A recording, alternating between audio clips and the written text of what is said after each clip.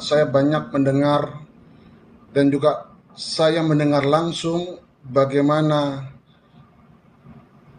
gerakan-gerakan yang sampai kadang-kadang masif di masyarakat, terutama boleh dikatakan dikategorikan masuk dalam rasis, yaitu mengusir para habaib Ba'alwi dari NKRI. Di sini saya mengajak antum semuanya agar pakai naluri akal yang cerdas. Sebagai WNI, hendaknya datangilah DPR RI atau ke Presiden Republik Indonesia memohon agar imigran keturunan Yaman yang sudah ratusan tahun di sini dideportasi dari NKRI. Semoga berhasil. Dan juga lebih bagus datangi, sambangi soan ke Rois Am PBNU Kiai Haji Miftahul Akhyar dan Ketua Umum Tanfidiyah PBNU Bapak Kiai Haji Yahya Khalistakuf, dan juga ke Sekjen PBNU Bapak Haji Gus Ipul. Datangi beliau dan demo kalau perlu di situ, minta agar para habaib Ba'alwi dipecat dari pengurusan Nahdlatul Ulama, baik di pusat sampai ke pengurus anak ranting. Gak usah berkuar-kuar di media, gak usah berkuar-kuar mengusir habaib Ba'alwi. Saya orang pertama. Apabila DPRI memutuskan, apabila Presiden Republik Indonesia mendukung, apabila Wapres mendukung agar imigran keturunan Yaman, yaitu dari habaib Ba'alwi, diusir dari NKRI, saya orang pertama. Dan saya siap dipecat sebagai wakil ketua Tanfidiyah PWNU DKI Jakarta. Nah,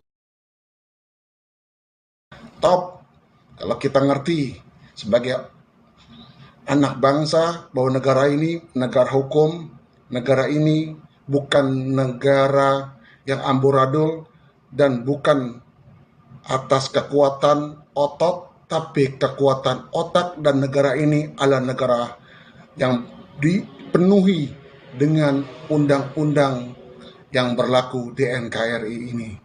Pahamilah bagaimana caranya mengusir, bagaimana caranya mendeportasi. Silakan datang ke DPR RI atau ke Menteri Kehakiman dan HAM. Monggo, jangan ragu-ragu. Jadi mainnya itu nggak nanggung. Jadinya kalau main nanggung ya repot. Kayak begini akhirnya. Top. Kalau bisa ngusir Ba'alwi dari NKRI, top. Udah. Top, saya yakin udah. Siapapun orangnya, silakan. Jangan berkoar-koar, datangi DPR RI, datangi di MPR, datangi Presiden Republik Indonesia, datangi Wapres. Insya Allah kalau dikabulkan, monggo dikabulkan, dan saya siap hengkang dari NKRI. Mudah-mudahan antum semua mengerti. Jangan sampai kita sebagai umat Nabi Yuna Muhammad ada pertumpahan darah, ada yang saling gesek-menggesek, yang tepuk tangan orang-orang yang tidak ingin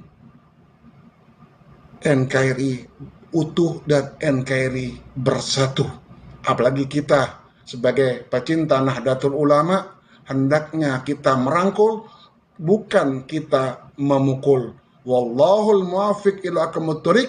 Assalamualaikum warahmatullahi wabarakatuh.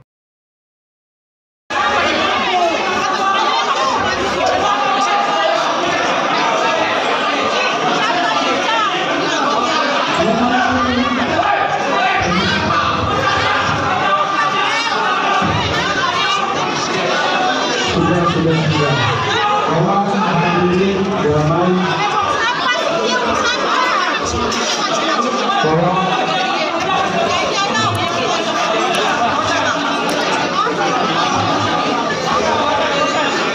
Berbalik.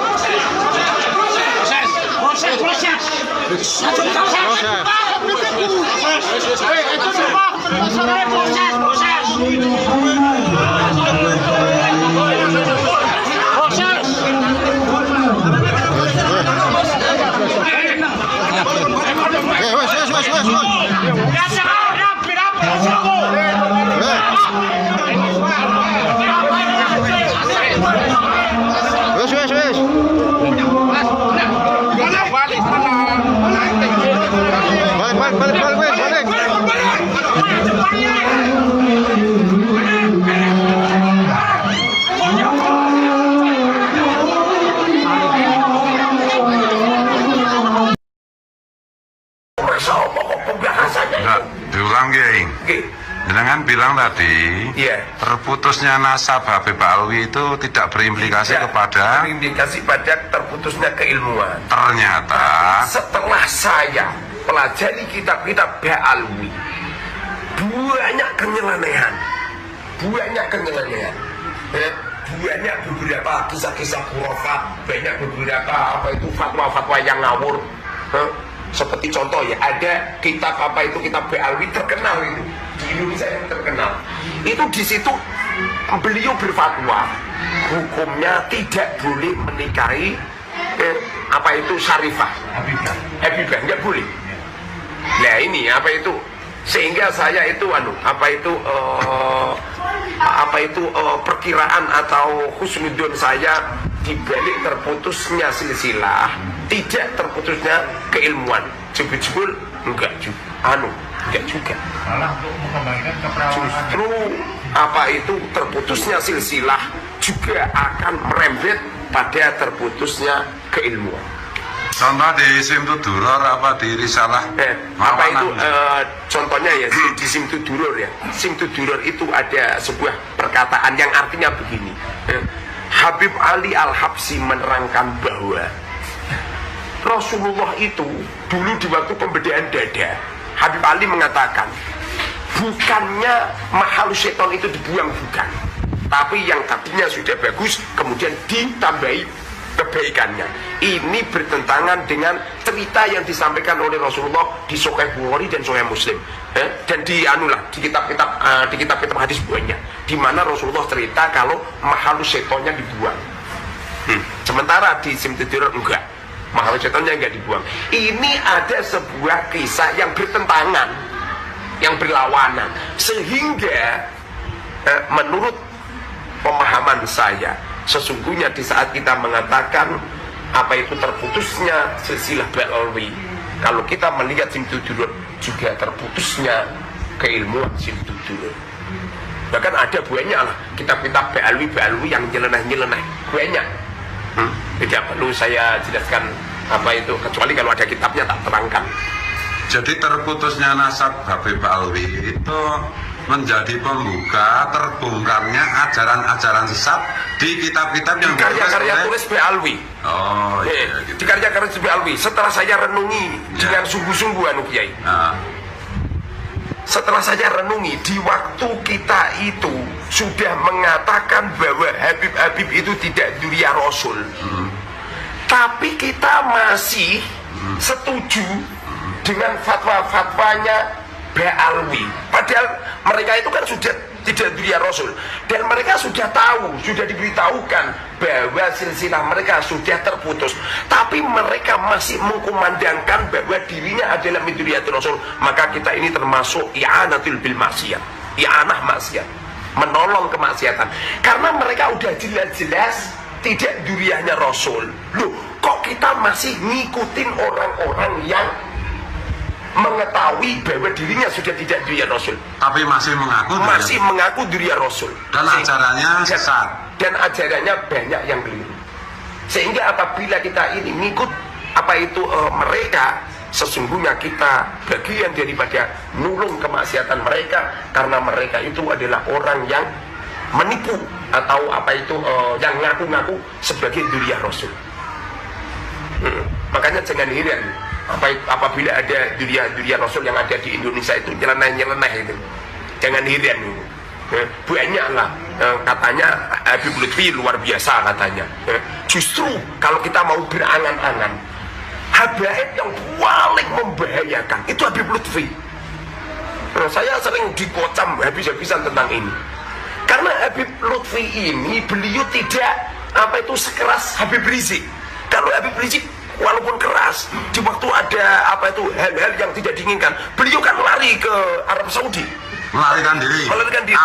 Tapi Habib Lutfi ini dengan suaranya yang masya Allah lembut, yang masya Allah lembutnya yang luar biasa, tapi sangat-sangat membahayakan. Kenapa kok sangat-sangat membahayakan? Coba sekali-kali panjenengan coba di tempatnya Habib Lutfi, jangan cuman sehari 2 hari, 40 hari panjenengan kumpul dengan Habib Lutfi, nanti baru tahu asli daripada Habib Lutfi. Kalau hanya melihat sekilas, melihat apa itu jubahnya dan ya seperti anak kecil lihat apa itu, ya lihat orang yang pakai jubah. Di sini kan banyak orang-orang yang semacam itu. Jadi apa itu, walaupun kita ini beranggapan bahwa silsilah Ba'alwi itu terputus, itu bukan berarti hanya sekedar terputus silsilahnya saja, tidak. Tapi coba diteliti keilmuannya, ada hal-hal yang aneh, teliti orangnya, ada hal-hal yang aneh. Indonesia ini sangat antusias dengan Habib Syekh semisal. Loh, kita orang ini percaya penuh dengan Habib Syekh yang imamahnya Masya Allah, yang pembicaraannya Masya Allah, yang pidatonya Masya Allah, kemudian menipu dengan sebutan, dengan lantunan lagu Habib Rizik guru NU. Loh, ini menipu loh ini. Ini sangat-sangat menipu. Bagaimana jika Habib Syekh wafat, Habib Lutfi wafat, ulama-ulama pribumi wafat, anak keturunan kita akan mengatakan bahwa Habib Rizik gurunya NU. Kapan wong NU belajar pondok di tempat Habib Rizik? Panjenengan pernah mendengar Habib Rizik? Tidak pernah. Seakan-akan orang NU ini berguru dengan Habib Rizik, seakan-akan seperti itu. Itu tidak cuma itu saja, banyak penipu, apa itu tipuan-tipuan, banyak itu. Kalau pengen tahu caranya atau berteman dengan tokoh-tokoh Habib itu, coba temani selama 40 hari, nanti akan tahu.